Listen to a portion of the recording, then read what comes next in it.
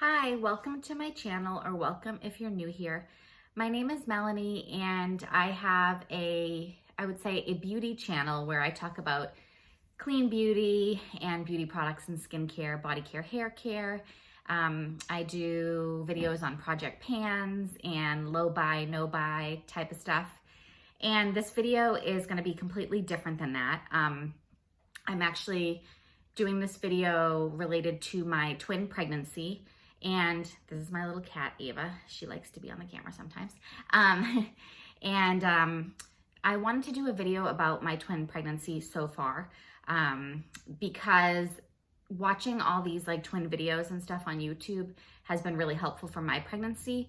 So I thought some people would like a video like this, probably not related to like my subscribers that are interested in the beauty stuff normally, perhaps, but people who have found out they're pregnant with twins and may be curious about the perspective from somebody who's pretty far along in a twin pregnancy. So I'm not talking just about my experience right now, like at 35 weeks, but I'm going to try to summarize the pregnancy as a whole and let you know like what my experience has been thus far. And also with a little cat in there, maybe she'll move. I'm going to try to get her to move nicely. Okay, so who am I? So like I said, my name is Melanie. I live in the United States. I live in New England area, and I am 37 years old, and I will be 37 when I have the babies. I have a 4-year-old son and a 2.5-year-old daughter already, and married, and we live in a home.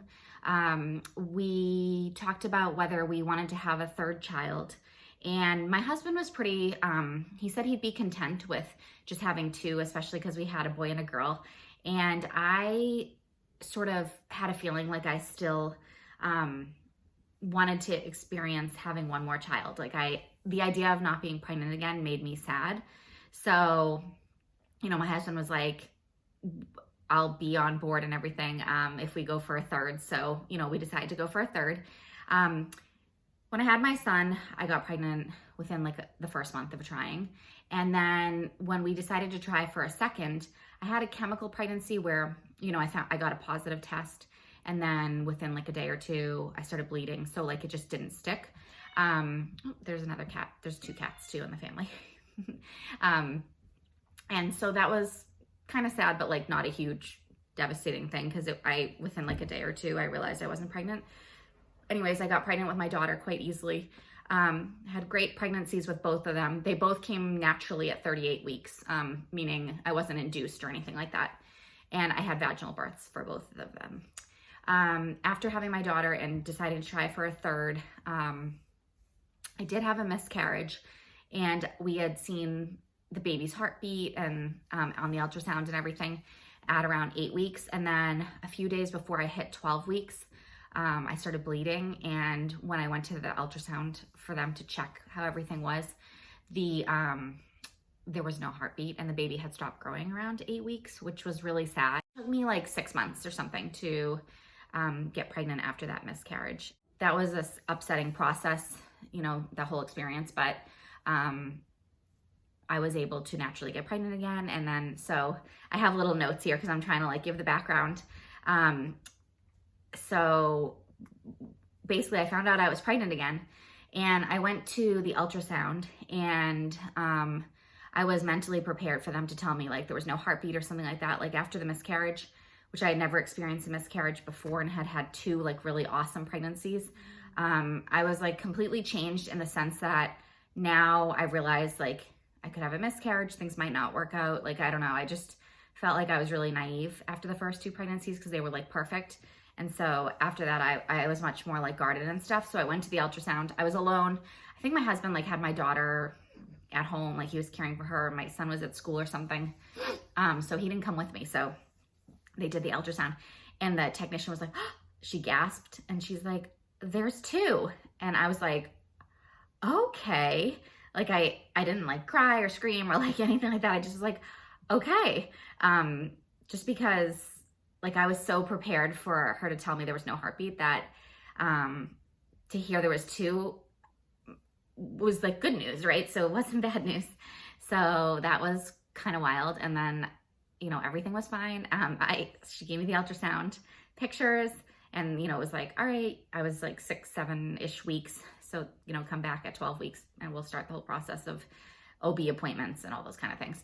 And she said at the time, like, I'm like, she's like, it looks like they're in their own separate sacs. Like, it looked like there was like a wall, you know, like a lining between them. So I was like, oh, does that mean they're fraternal? And she said, yes, like most likely they're probably fraternal. I was like, okay, all right. So anyways, I left. I actually texted my mom and said I was going to get a coffee and asked if she wanted me to bring her one. I was just going to like pop by.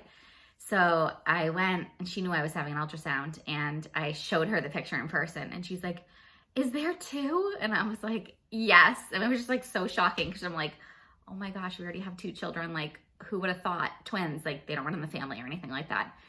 So that was fun to tell her. So I got home, and I think my husband had been taking a nap. So maybe like our daughter was napping as well or something. He came down from the nap, and, you know, he's like, how did everything go? And I was like, everything was good. And I just handed him the ultrasound picture, and he's like looking at it, and he's like, are there 2? And I was like, there's 2. And he's like, whoa, what? So that was a really funny like experience too. And he just kept saying like, wow, okay, wow, okay. So it was funny. Yeah, so that's all that background. So anyways, come to find out, each baby had their own separate sac and their own separate placenta, which is, they call them like di twins. I think it's dichorionic, diamniotic when they have their own chorion and amniotic sac. Don't quote me. I just know they're like di. And that's actually the least risky twin pregnancy, because they're not sharing a placenta and they're not in the same sac. You get into mono twins, or like mono di. It all depends on if they're sharing a sac and a placenta.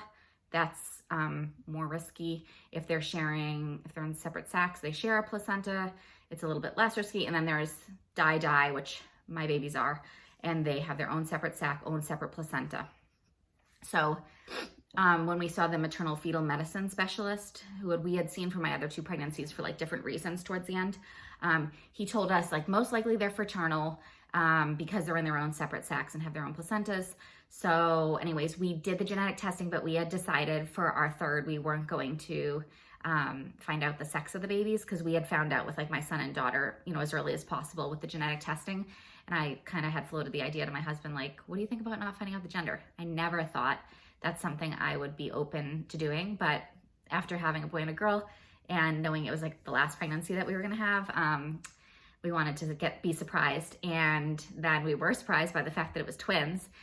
So anyways, we did the genetic testing with no gender information, and it came back, thankfully, thank God, that there was no abnormalities, but they were monozygotic, which meant identical. And I was like so shocked.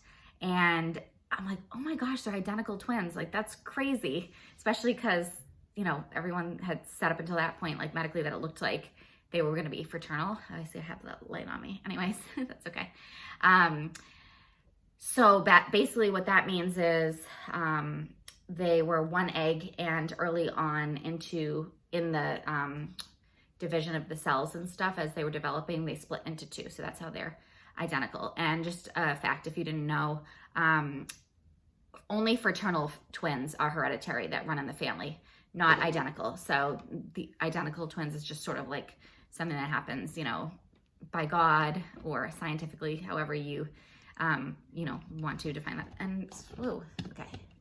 I just gotta relocate my cat. So hold on. Okay. So basically, I just wanted to tell you like how the pregnancy has been.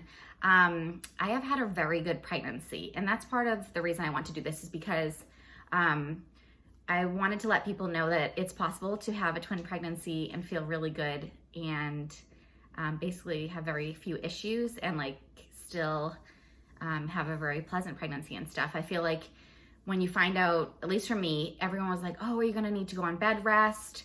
How are you gonna do that with like 2 little kids? And like my husband works 3 p.m. to 11 p.m., whereas I work during the day from home.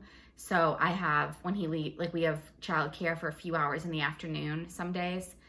and then I do like dinner time, bedtime, and stuff on my own Monday through Friday. And how do you do that if you're on bed rest, right?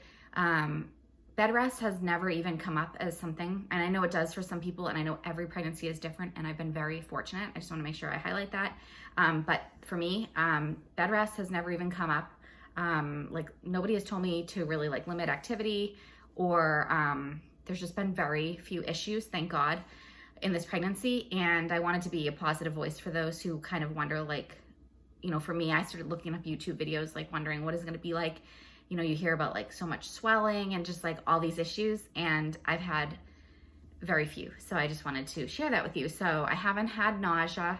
I mean, if I get too hungry, like I need to eat frequently, drink a lot of water, liquids and stuff. I'm pretty much eating or drinking like every few hours.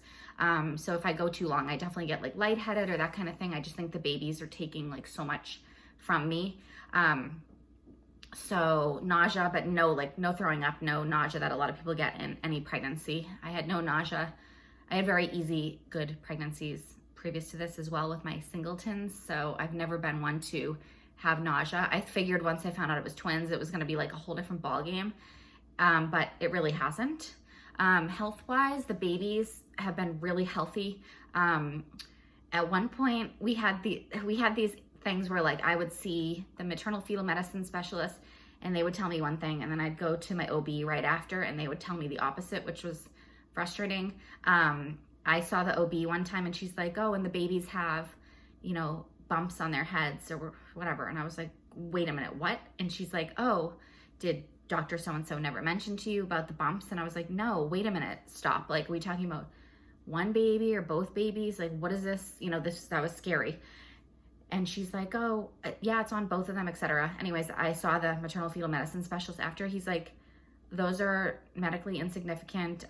They were there on the last ultrasound and they're not even there anymore. So don't worry about it.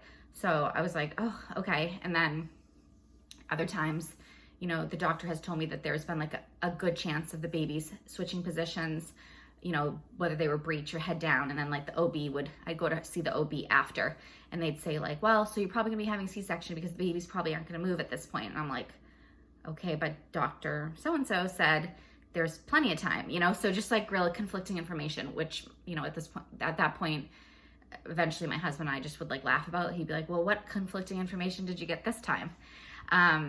So one issue that they were a little bit concerned about was baby B. So when you're having twins, there's usually the baby A, which is the one that would be coming out first, closest to the cervix, and baby B. So baby B has a 2-vessel umbilical cord, where you're supposed to have 3 vessels, so missing one.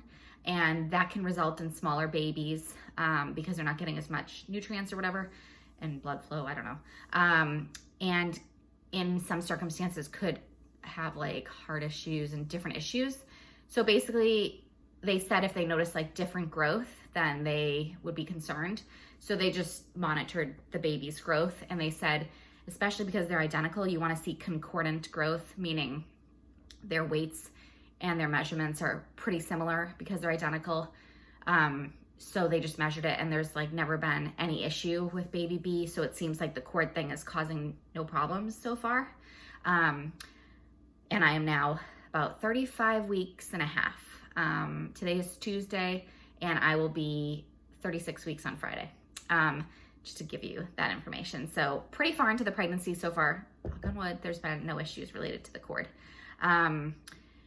You know, one of the OBs told me that she considered baby B like medically fragile when we were talking about what kind of birth, if I'd be able to have, like if baby A is head down and baby B is breech, can they still do a vaginal delivery?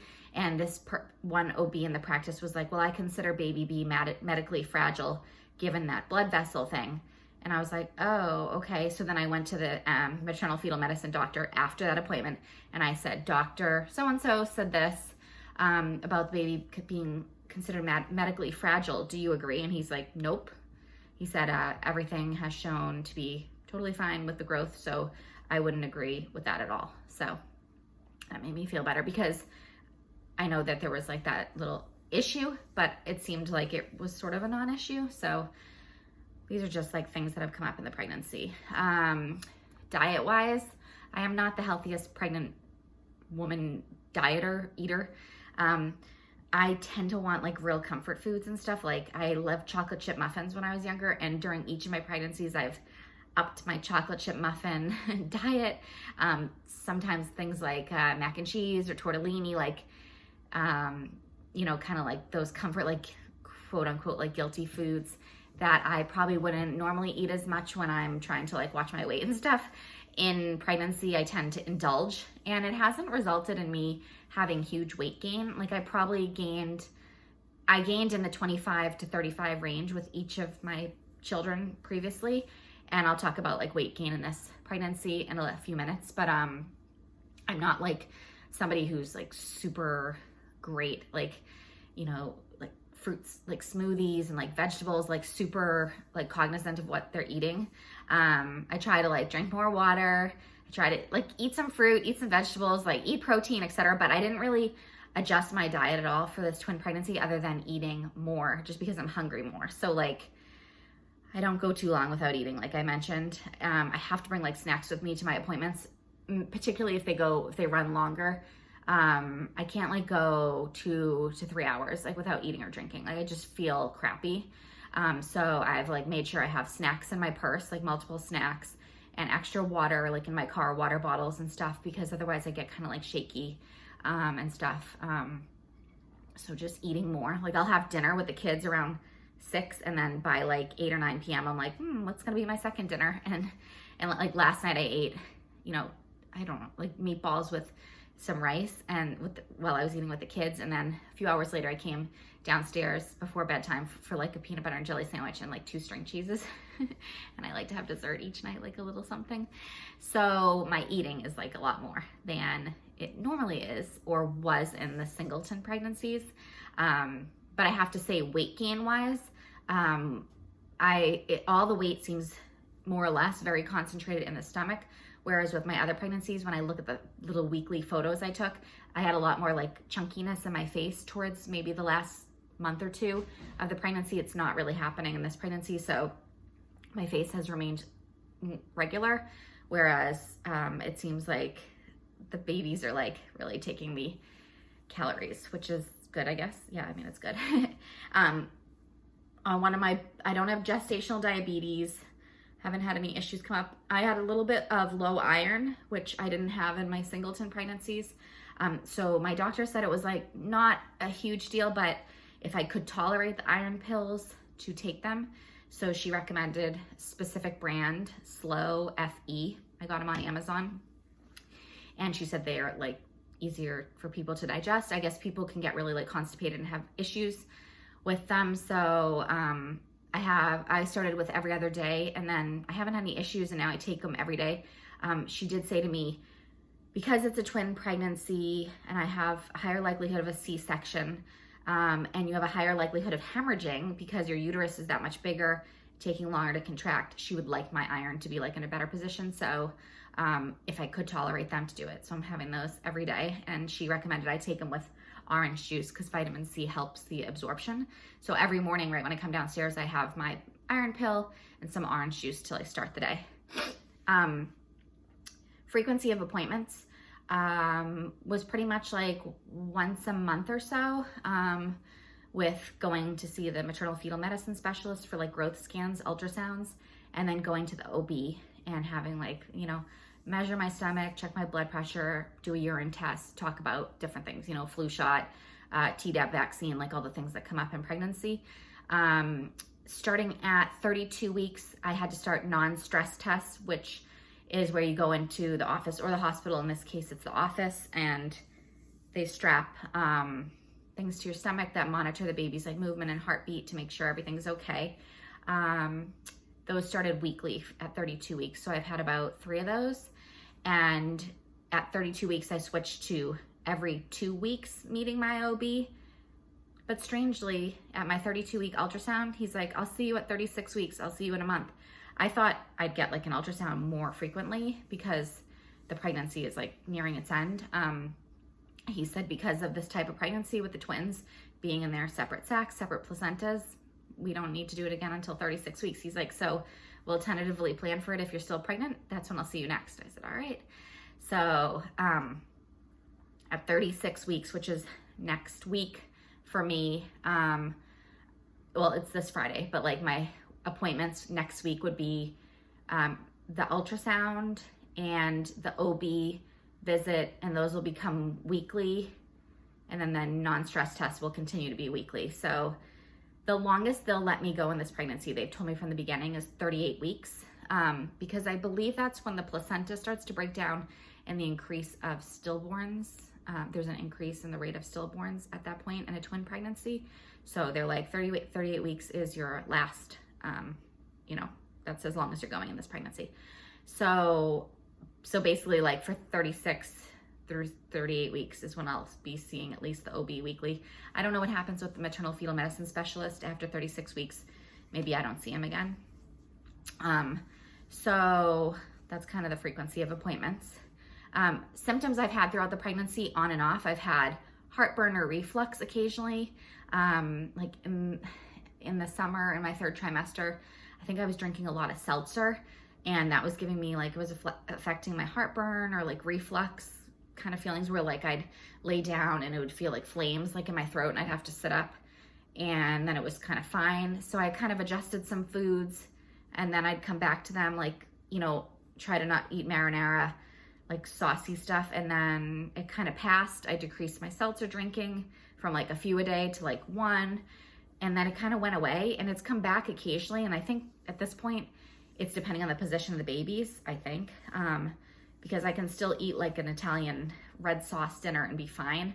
So it's all the symptoms have been like touch and go, like they haven't lasted. So fatigue has lasted. That is specifically starting in the 3rd trimester. I've been a lot more tired and needing like midday naps, like naps each day, and then, a good night's sleep, until this last few months where sleeping has not been very good.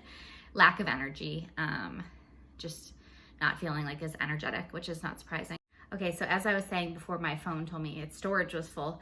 Lack of energy has been something, especially in the 3rd trimester. I was thinking about the pregnancy. I'm like, I didn't have a lack of energy so much at the beginning of it. I had crazy nesting and like have organized and cleaned our like entire basement, and have gotten a ton of organizing done in the whole house, which has been wonderful. Like lots of donating stuff and going through things and organizing all our son's clothes from over the years and our daughters and everything's like really organized in our basement, which is great.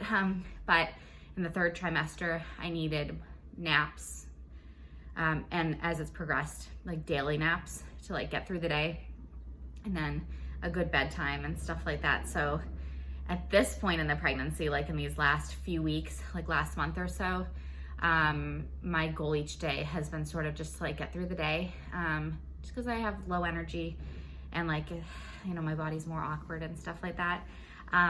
So that I don't remember feeling in my previous pregnancies, but it's definitely in this pregnancy. So, and I have focused on trying to rest and take it easy. I have barely exercised at all in this pregnancy, especially, I really have barely at all. And I'm somebody who enjoys exercise, and it was a, part of my life.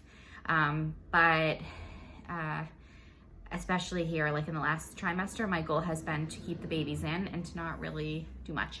I know exercise is supposed to be great for pregnancies, but it hasn't been like a huge priority of mine. So sometimes something I felt throughout the pregnancy was like, I noticed whenever I took a shower and stuff, I was feeling like lightheaded and like kind of like crappy after. And ironically, I had like a regular doctor appointment and with a primary care at some point, and she told me my blood pressure was kind of low. So I brought it up to the doctors, and they were like my, OB and the MFM, maternal fetal medicine doctors. And the maternal fetal medicine specialist said, I'm not really that concerned if your like blood pressure was a little low in this pregnancy. He's like, that's amazing. The fact that it's not high is great. He's like, but you do want to avoid like hot showers and stuff like that. And I said to him, it's so funny that you mentioned that, because I've been feeling really crappy after my showers. And he's like, do you take hot showers? And I said, yes. And he explained to me how that was making my blood pressure drop even more. He's like, you got to stop doing the hot showers. You need to do like lukewarm. We don't want you passing out or slipping or getting lightheaded. And I was like, okay. And since I made that change, it's like a non-issue now. When our kids do swimming lessons, and the place they do it, the water is like 90 degrees and it's super humid, like in the pool area. And I noticed when I'd be like bringing them in to drop them off at their little lane or pick them up and watch them do their swimming skill at the end, I was just feeling like crappy. I think once again, like the humidity, it was almost like being in a sauna.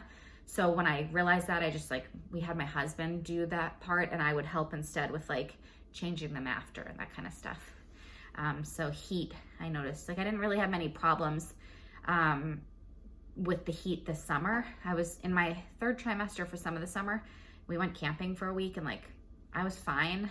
I love the heat, but I didn't love the heat as much this pregnancy as like I do normal times. So I did feel it more. You know, I read and watched a lot of videos about premature labor. I like Twiniversity, which is like a podcast, and it's a whole website and everything for like twin parents and stuff. Listened to a lot of their podcasts over this pregnancy. Watched a lot of YouTube videos. Like every week I like to watch videos that apply to the same week I am in pregnancy, like about twin pregnancies. You know, I read 1 or 2 like twin books along the way. I enjoy celebrating like each milestone every week. It was important to me when I hit like the weeks around like 24, 25, 26, 27, 28 about like viability. Like if your babies were born at this time, this is the likelihood that they would be viable. When I started hitting those, like that felt really great, because I did worry a lot at the beginning about vanishing twin syndrome, like the first 12 weeks. I worried that one of them would like die, you know, and I would go to the 12-week ultrasound and there would only be one or none, you know, like especially after my miscarriage that I experienced. And so I really celebrated like those viability weeks. And then there was an article that I found that I kept open on my phone like all the time that would show you, it was about like the NICU, and it explained like if your babies are born at this time, this is probably how long they'd be in the NICU, this is what they would need. And the person would say like, my first goal was 32 weeks, and then explain how long a baby in a NICU or 2 babies might need. My next goal was 34 weeks. So like I like really celebrated along this way. Like when I hit 30, every week has been a celebration, because the longer they're inside, the better for them, better for their development. You know, some people think that reading, you know, those kind of stories adds anxiety, like unnecessary anxiety, when it might not even apply. But for me, knowledge is power, and I really enjoyed reading, and like it's made me so thankful and so grateful for every day, every week that the babies are inside and they're growing and they're safe. So I just feel so thankful to have made it this far in the pregnancy. I you know, am aware that we might face time with the babies in the NICU, but I am also aware that the closer they get to like 38 weeks or 37 weeks, whatever they consider like full term for twins, the better likelihood that their like breathing will be good, and all those things, like being able to suck, eat, all these things. Like I breastfed both of my children, and I really wanted to try breastfeeding the twins, and I would love to exclusively breastfeed them if I can, along with like pumping, you know, that kind of thing. But like, I also realized that that's a totally different ballgame. I've never done that. I had very successful experiences with my 2 singletons, but it's different with twins. But I also know the longer they're inside, like the better likelihood that maybe I'll have a successful experience with that. If they didn't need NICU at all, that would probably help the breastfeeding experience that much more, you know? So, yeah, I have been very involved with like reading and watching videos in my free time. And I've really enjoyed it. So I hope this video will be like that for somebody, even though it's like long. So yeah, you know, one thing that really made me think that I would never make it this far is a family friend said, so she said something to the effect of, because like both of my babies were under 6 pounds when they were born. My son was 5 pounds, 12 ounces, and my daughter was 5 pounds, 14 ounces. And they were both born at, like I said, right at like 38 weeks. With my son, like my water broke, and with my daughter, you know, I started contractions and it moved like really fast. And she had said like, she was a nurse, but not related to like neonatal or like pregnancy or anything. She said something like, well, maybe your body just can't hold anything more than like a 6-pound baby. And that like stuck with me because it really made me think that maybe that was true. Like maybe my body could only hold 6 pounds and like a placenta and whatever. And then, so that really made me think like maybe I wouldn't be able to carry them full term. It was a comment she made, but it really like stuck with me. And it hasn't proven true so far. I am assuming they're both more than 3 pounds each, and I have like 2 placentas, 2 sacs, and all this kind of stuff, right? So I think my body is capable of more than she may have said and more than I thought, etc. But that offhand comment somebody made did stick with me.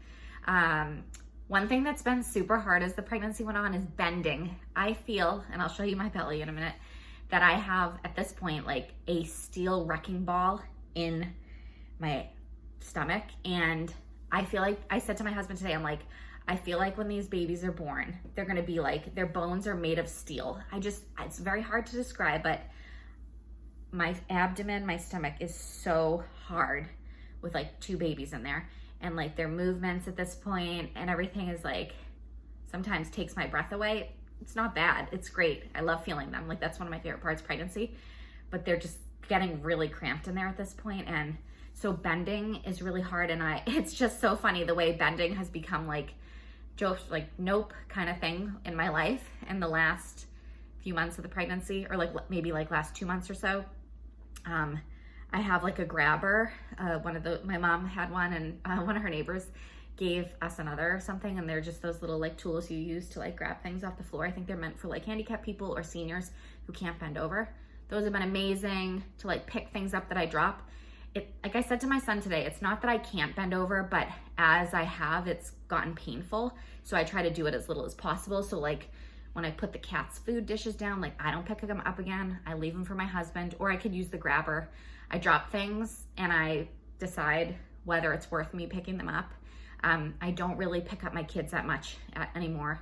And they're like 2.5 and 4. So it's not been devastating to them. And they've learned that like mommy has babies in her belly, can't do these things. Yeah, just like dropping things. And I'm so clumsy, like spilling. Just before I even started filming this video, I dropped an open can of seltzer down the stairs. So it was like splash, bounced off every step with like seltzer water flying everywhere. And I was like, better the seltzer can than me falling down the stairs. Yeah, so there's just tons of dropping, like, and if we like throw our clothes down the basement to the laundry room, like I just kind of walk by all the clothes on the floor, and we're like letting my husband pick them up. So he has been like the picker upper. The kids, I'm like, I try to run the Roomba we have before, like once we go upstairs and I do bedtime with them, I'm like, so they've gotten in the habit of picking up all their toys so the Roomba doesn't suck them up. I'm like, don't let the Roomba get your toys. Like, so they're like scurrying around picking things up. So there's been a lot of like adjustments with the bending. I normally would be bathing the kids throughout the week, but I've actually had to ask my husband in like the last month or so of pregnancy, can we adjust the bath time routine? So we're doing it on some of the mornings that you're here, because I can't do like the bending at the bathtub anymore, like with them and stuff. So those adjustments, having like carrying the laundry, like the full heavy laundry basket. Well, I never thought it was heavy until it was pregnancy, but full of like all of our clothes, the kids' clothes. So now I have my husband carry it from like upstairs to the basement, and then I'll like do the laundry and stuff. And I usually ask him to unload it from the dryer. It's like a lot of bending and kind of going in there like deeper to get the clothes out. And he carries them up for me and either carries them up to like our bed, or if I fold them like in the living room, I'll have him carry the basket up. Not every single time, but like the majority of times, just because it's just like a heavier task. So, you know, we've made adjustments, but it's been nothing like crazy, I don't think. Just things that I never thought of. This has made me a lot more cognizant of people with handicaps and limits about bending and different things that I never experienced, and it makes me more sympathetic. So that's been an interesting experience. Sleeping in the 3rd trimester, particularly in the last 2 months of the pregnancy where I'm at, has been hard. I start off like on one side, I've tried pregnancy pillows or like my regular pillow or a little pillow. It's almost like my stomach has a life of its own, so it needs its own little pillow or something. So of course I'll try to go on my left side, but the weight of my stomach pulls like the muscles on the other side. So, you know, I could probably sleep like that for like an hour or two or whatever. And then I like roll over in bed. I switch to my other side because that other side has gotten sore. And maybe since week like 32, 33, I've done a few hours in bed, and then we have like a lazy boy chair, like a recliner. That's great in the baby's room, which will be the baby's room. And so I've started to like sleep in that for a few hours to take pressure off my sides and everything. But there's like a little interesting thing that happens then. I don't know if the babies like can sense the change and how I'm sleeping and everything. They like float up. I don't know how to describe it, but like they're so high up. They're like from right below my boobs all the way down to like my hips or like pelvic area. So they're taking up a lot of space. So it's almost like they float up and they get in this like synchronized position. I think it's like both of their butts all the way pushed up in opposite directions, like pushing me. It makes me laugh, but I'm like trying to like rub them and like kind of push them down and like encourage them to change position so I can get some sleep in the recliner. But it's almost like I said to my husband, like the 2 or 3 a.m. dance they do, they like wiggle, wiggle, wiggle until they get in a specific position. That's really hard for me to like get comfortable in the chair. So I sleep in the lazy boy for like an hour or two.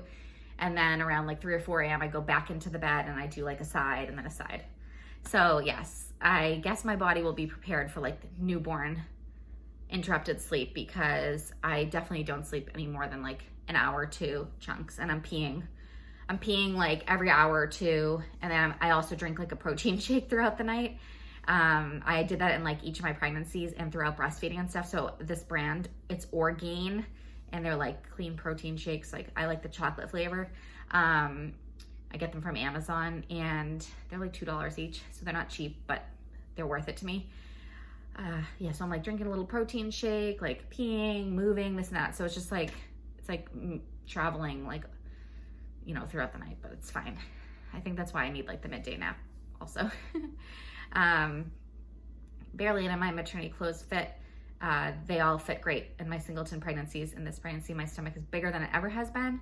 And I've had to like ask my mom if I could borrow some of her clothes that are bigger. Like she wears some bigger sizes where I would normally wear like a smaller medium. She might wear like a larger, extra large.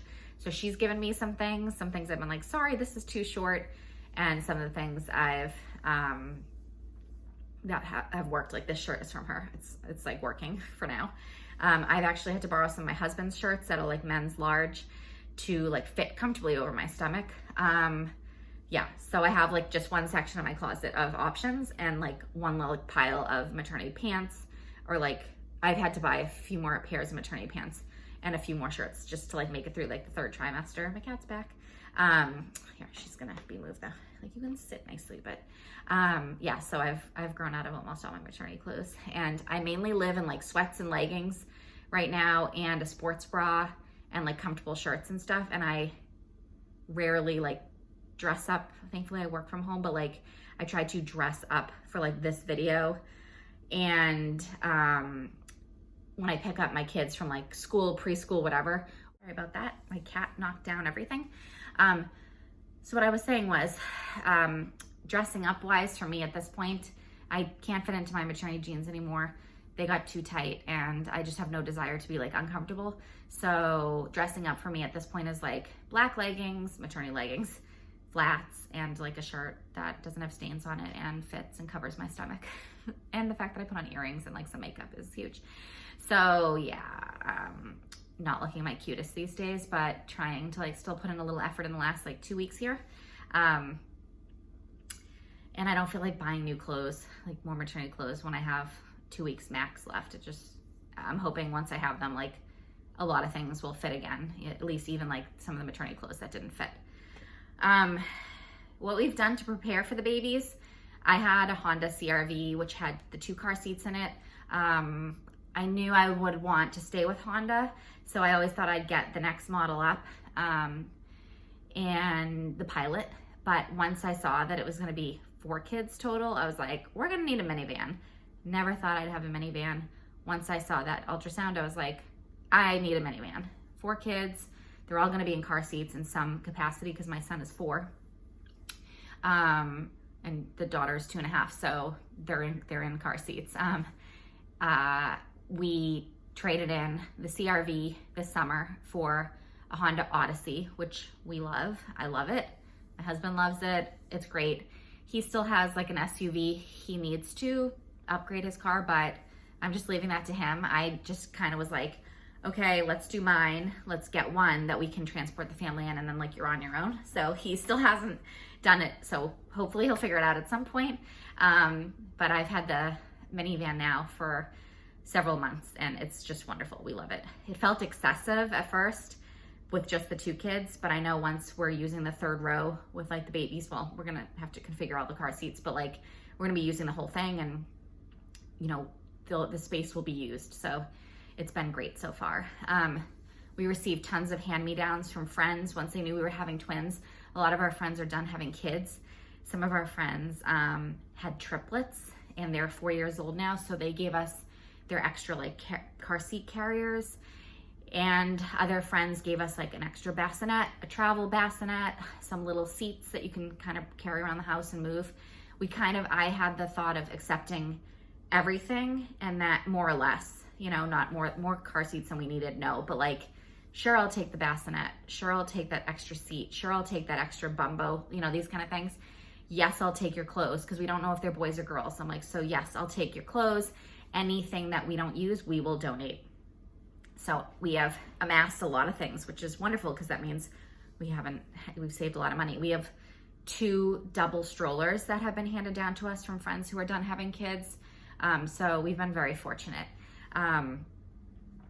We have 3 bedrooms in our house. 1 is our bedroom, and then we had 1 for our son and 1 for our daughter.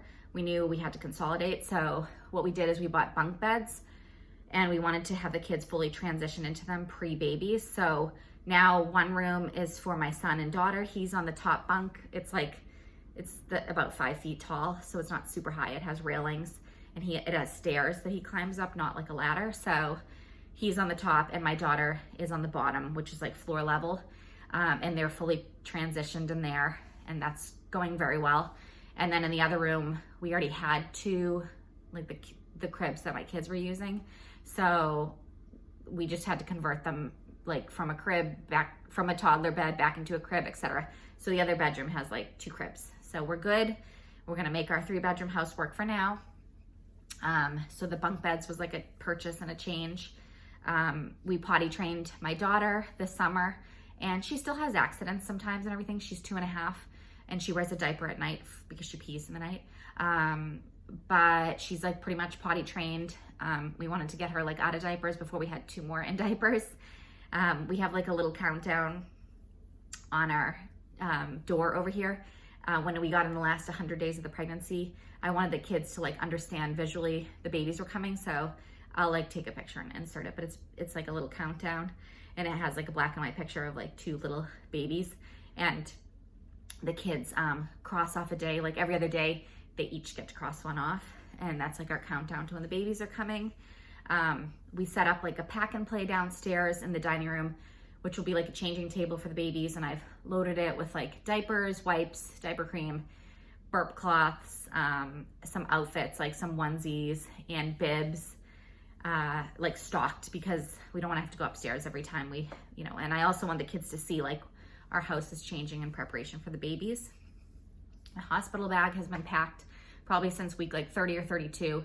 And a friend of mine said to like keep it in the car, because sometimes you might go to a doctor's appointment and they might say like, okay, you need to go to the hospital right now. So I've had it in there, and like I just have a list on my phone of the few things that I need, like when it's go time, like if I'm home and I go into labor or whatever the case is, you know, little like journals, a journal I have, like their baby books, like my cell phone charger, razor, those kind of things that like I didn't pack in advance. And what else? I've stocked up on diapers a little bit. I heard you need like about 600 diapers the first month with twins.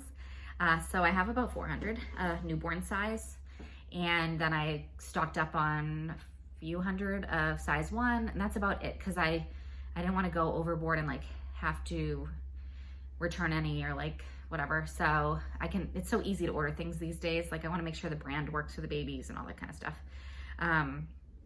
We already had a big stock of wipes because we use Hello Bello for diapers, and they send 4 packages of wipes every time. So I have this like in one of the closets, I have like probably 20 to 30 packages of wipes already. So we're stocked with wipes, and I washed the newborn clothes and put them away. Both of our kids were small, and they were newborn for like 1 to 2 months, or like possibly. So I would be very surprised if these babies are bigger than our singletons were, but anything could happen at this point. Okay, so like I said, the longest they'll let me go is 38 weeks. I'm wrapping up this video now. I have 16 days left max. I will be 36 weeks on Friday, so in a few days. And weight gain, one of the OBs said to me she only wanted me to gain 25 to 35 pounds. And I was like, oh, because that's what they wanted me to gain in my singleton pregnancies. And for a reference, I started out at like 5'2", 132 pounds. So pretty average for that height, you know, like not overweight. And I'm like, okay. And I was so surprised by that. And I was like, oh, everything I've read has said like they want you to gain like 37 to 50 pounds. She's like, oh, nobody wants to gain 50 pounds. And I was like, okay. I thought that was kind of strange. So like I see all different OBs in the practice, and I asked one of the other ones I saw, she's like, you're doing fantastic with weight gain. And I said, oh, because one of the other ones told me like only 25 to 35. And she's like, oh, no, I'd be fine if you gained like 40, 45. That's fine too. So I was like, oh, okay. So maybe that was just like one OB's personal opinion. I don't know. I've gained about close to like 37 pounds at this point. And I still have 2 weeks left max. So I don't think I'll gain like a ton more in the last 2 weeks because the babies are so cramped and all that kind of stuff. But if anything, it might be like 40, like 45 max probably. Fine with me. So yeah, okay, I'll wrap up here and then I'll just show you my belly. So I hope that this was helpful to somebody. It's a long video, longer than I anticipated, but it'll probably be really great for me to reference someday, to remember everything about the twin pregnancy. But I really hope that it might be helpful to somebody watching that is like curious about a twin pregnancy and wanted a lot of information. And I hope it was helpful to somebody. I hope somebody enjoys it. And yeah, and I hope to like do another video about maybe the baby's birth or something like that. I've never put my kids like on film on YouTube and stuff. That kind of freaks me out. So I don't know that I'd ever show them or anything, but maybe I'll do a short video about the birth of them and how it's going so far, like what their sex is, their names. I've never really said my kids' names on here either. I just worry about too much information sharing on YouTube and everything. So, but hopefully I'll do like another video to like follow this up if it's helpful to anyone, which I know I've watched several videos about twin births at different times. So I bet it would probably be helpful to somebody. So maybe I'll do that in the future. I'll show you my belly and then we'll wrap it up. I gotta move the chair. All right, let's see, I gotta angle this a little bit. Yes, so this is my belly. This is where I'm at. Oh, there's Tommy, you can see him now. My belly is like that. Looks like that from the front and from the other side. So it's pretty big, very heavy. Yeah, that's it. So let's see, I gotta move the camera. Thank you very much for watching. I hope you enjoyed it. Please give it a thumbs up if you enjoyed it or found it helpful. And I would love to chat with anyone in the comments below about twin pregnancy or any questions or anything. And hopefully I will see you again soon. Bye.